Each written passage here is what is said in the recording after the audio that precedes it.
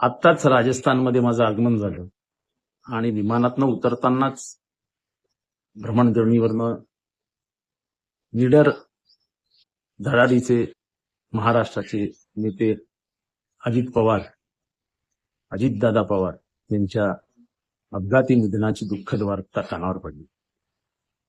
एका शब्दात त्यांचं वर्णन करायचं असेल तर निडर.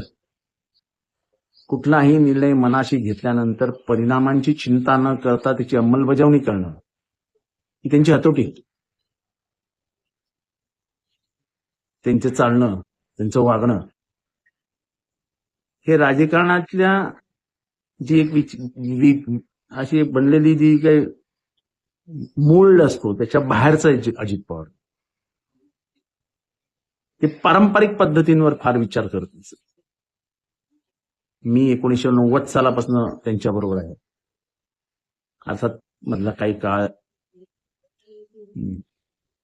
परिस्थिती होती त्याच्यात नाही गेलो, पण तरी आपलेपणा कधी हरवला नाही. मला वाटतं की आज महाराष्ट्राने चांगला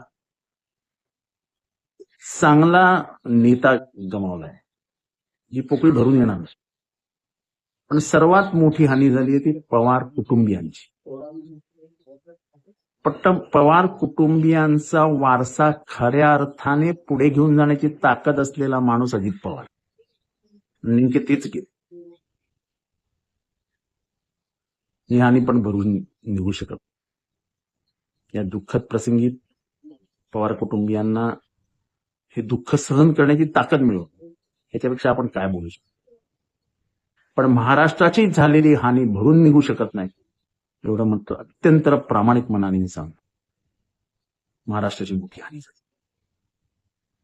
देव या मृतात्म्यास शांती देऊ एवढीच प्रार्थना.